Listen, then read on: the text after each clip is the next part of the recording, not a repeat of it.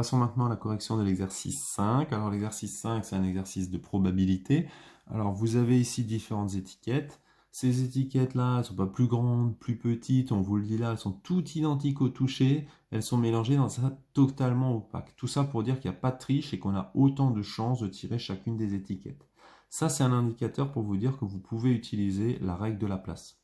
La règle de la place, elle dit la chose suivante. Quand vous voulez calculer une proba, on fait nombre d'issues favorables divisé par nombre d'issues en tout. Donc ce que je vous ai mis ici, si par exemple vous voulez calculer la probabilité d'avoir les diagonales égales sur une étiquette, et ben on va mettre le nombre d'issues au total, donc favorable. Donc ici c'est pas total mais c'est favorable,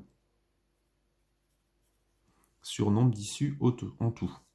Donc il y en a une sur laquelle figurent les diagonales, divisé par 10 étiquettes en tout, donc on a une chance sur 10. Alors surtout on l'écrit 1/10. Je vous rappelle qu'une probabilité, c'est un nombre compris entre 0 et 1. Donc si on écrit une chance sur 10, malheureusement on n'a pas la notion de nombre entre 0 et 1. Donc il faut bien le mettre sous forme de quotient.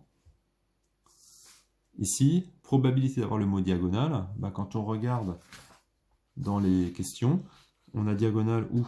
On l'a ici, on l'a ici et on l'a ici. Donc on a 3 étiquettes parmi 10. Donc on a 3 chances sur 10. Maintenant, les étiquettes qui comptent les deux mots. Donc ici, le mot diagonale et le mot côté. Quand on a ce symbole-là, en mathématiques, ça veut dire un et. Ça veut dire qu'il faut à la fois ça, mais aussi ça, en même temps. Ce n'est pas l'un ou l'autre, c'est vraiment les deux en même temps. Et bien, il n'y a aucune étiquette où il y a le mot et diagonale et le mot côté qui figure. C'est soit l'un, soit l'autre, soit aucun, mais en aucun cas on a les deux. Donc on en a 0 parmi 10. 0 parmi 10, la proba elle est de 0. Hein. Ça c'est un événement tout simplement impossible. Ça ne peut pas se réaliser. Question 2A. Dans la 2A, on choisit cette fois au hasard deux étiquettes parmi les 10 et on doit essayer de dessiner un quadrilatère qui a ces deux propriétés. Majid tire les deux étiquettes suivantes, donc diagonales perpendiculaires et diagonales égales. Julie affirme que la figure obtenue est toujours un carré. Majid a des doutes. Qui a raison? Alors il faut savoir que si vous avez les diagonales perpendiculaires et les diagonales égales, si les diagonales se coupent en leur milieu, ça forme un carré. Par contre ici il manque le fait que les diagonales se coupent en leur milieu. Donc ici je vous ai fait un petit dessin pour vous illustrer ça. On a bien les diagonales qui ont la même longueur. Elles sont bien perpendiculaires, et pourtant on n'a pas un carré. On a ce qu'on appelle un cerf-volant.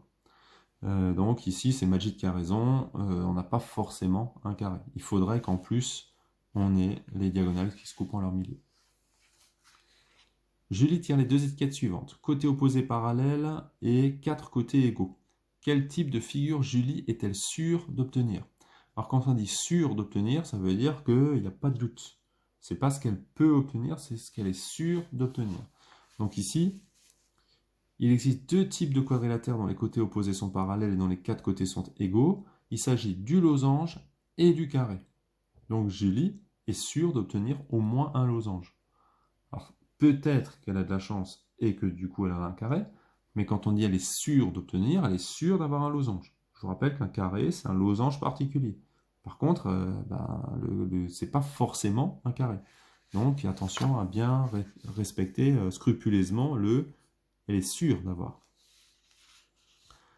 Dernière question, Lionel tire les deux étiquettes suivantes, deux côtés égaux seulement ou 4 angles droits. Lionel est déçu. Expliquez pourquoi.